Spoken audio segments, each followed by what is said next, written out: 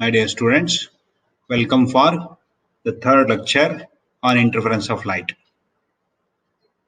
So next, let us discuss about how interference occurs in thin films. So here we can have two cases: interference in thin films by reflected light and also transmitted light. If I go back, so we can show that effective path difference between successive reflected rays will be 2nt cos r minus lambda by 2, and condition for brightness 2nt cos r minus lambda by 2 is m lambda, or 2nt cos r will be equal to m plus half into lambda, that is 2m plus 1 into lambda by 2. And for minima, the condition is 2nt cos r minus lambda by 2 is 2m minus 1 into lambda by 2, or 2nt cos r will be equal to m lambda. I will tell you what are the terms here. N stands for Ri of the thin film, T is its thickness, R is angle of refraction inside the thin film, lambda is wavelength of light used. So condition for maxima means bright fringes in the reflected part. The condition is 2nt cos r minus lambda by 2 must be integral multiples of wavelength lambda, or 2nt cos r must be odd multiples of lambda by 2. That is a condition for brightness. And for darkness, that is minima, 2nt cos r minus lambda by 2 must be odd multiples of lambda by 2, or we can say 2nt cos r must be integral multiples of wavelength lambda. So we are going to discuss this in today's class.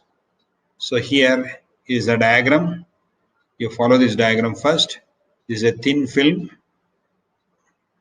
of a denser medium. So it is a parallel sided one. The thickness with respect to passage of light is T, and N1 is Ri of the surrounding medium, that is rarer. Usually air is a rarer medium. So therefore N1, let us write it as 1. And medium 2 is the denser medium. If it is glass, then N2 will be equal to Ri of glass. Let us call it as N. Now let us consider an incident ray PO. Look at the figure. The figure is not very clear. You redraw the figure. So PO is the incident ray. It is incident at point O at an angle of incidence I.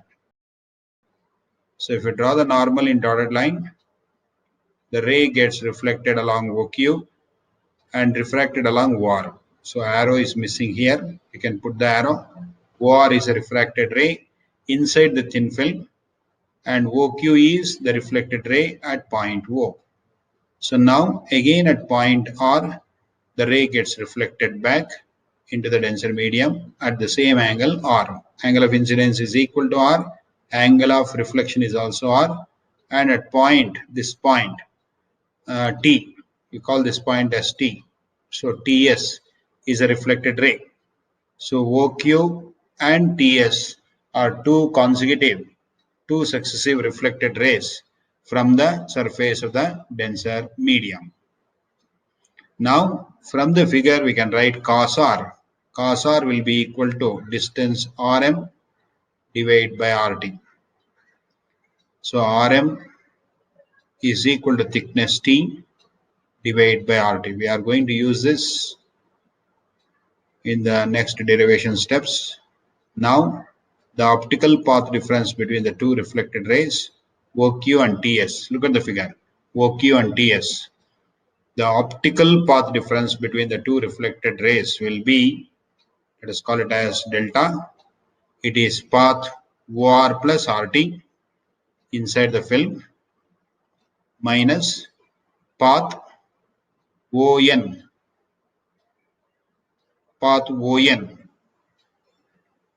in air. So from this point T, draw TN perpendicular to OQ. So ON is a path in air. So the path difference is path OR plus RT in film minus path ON in air. So that is N into OR plus RT minus ON into its RI is 1. We can write equation 1. From figure, OR is equal to RT. Look at the figure. It is T by cos R because RM is equal to T. That is equation 2. From triangle ONT, look at the figure. ONT. This is O.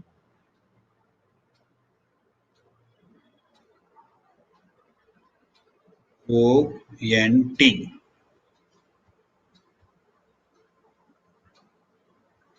Sin I is ON by OT.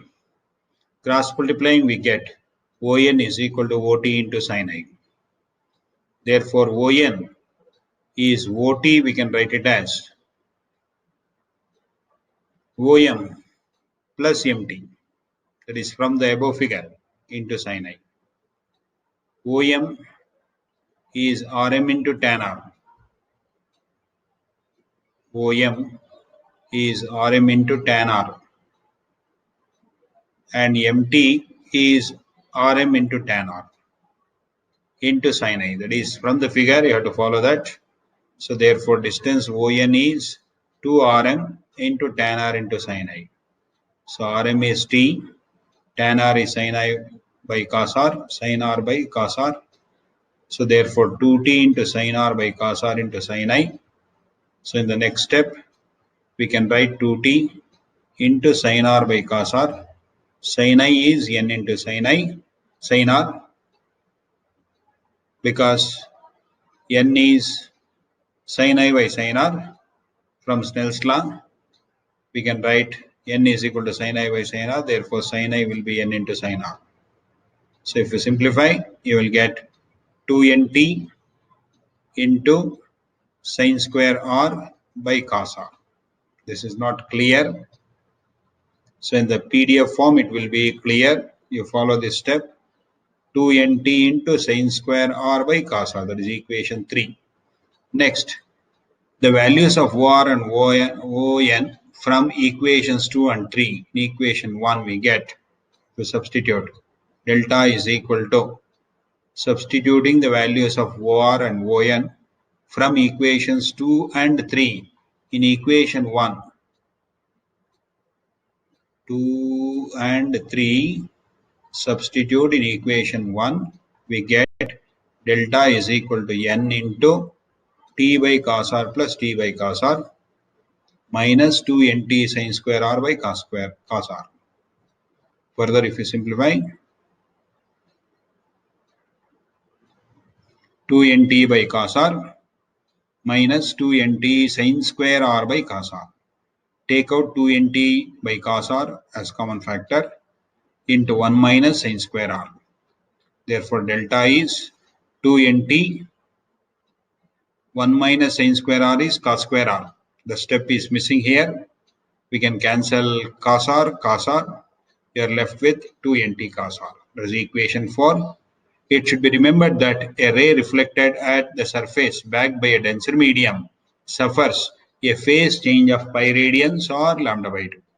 Therefore, effective part difference is 2NT cos R minus lambda by 2. Therefore, condition for maxima is 2NT cos R minus lambda by 2, which is equal to m lambda for maxima.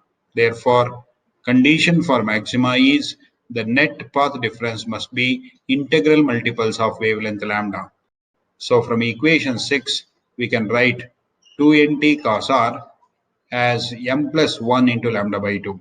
That means 2NT cos R must be odd multiples of lambda by 2. Similarly, 2NT cos R minus lambda by 2 must be odd multiples of lambda by 2. This is condition for minima, equation 7.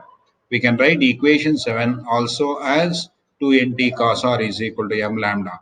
That means if the term 2NT cos R is integral multiples of wavelength lambda, we get dark fringes with respect to reflected beam. If 2NT cos R is odd multiples of lambda by 2, we get bright fringes. So thus, for the reflected set of beams to undergo interference, condition for maxima, that is condition for bright fringes, is 2NT cos R must be odd multiples of lambda by 2.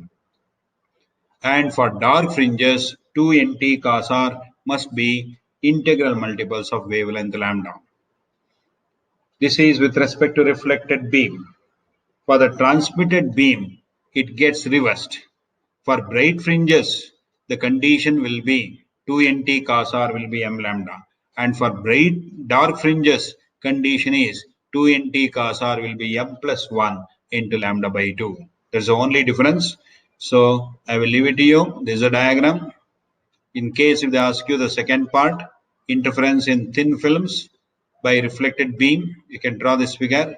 PO, incident ray, I is the angle of incidence, R is the angle of refraction. The ray will undergo transmission at point Q. This point is Q. It undergoes refraction along, transmission along QR at the same angle of incidence I. And then at point Q, it will be reflected at angle R. Again at this point S dash, it will be reflected. That is S, this point is S. R is the angle of incidence, R is the angle of reflection also. And this point is not specified correctly. Okay, let us call this as TU. Okay, TU and QR are parallel to each other. So draw TN perpendicular to QR. Now QN will be the net path difference. So the transmitted ray along the first ray, it travels QN in air, and inside the film it will travel QS and ST. So on the same lines you go through the steps. Finally you will end up with path difference is equal to 2nt cos r. So therefore the condition for constructive interference, that is maxima or bright fringe, 2nt cos r will be equal to integral multiples of wavelength lambda. And condition for destructive interference is 2nt cos r is odd multiples of lambda by 2. So this completes interference of light at thin film. So there are two derivations for reflected part and also for transmitted part. So any one of the two may be asked as main question in the examination. So let me stop the class at this stage. Let me continue for the next session tomorrow. Thank you.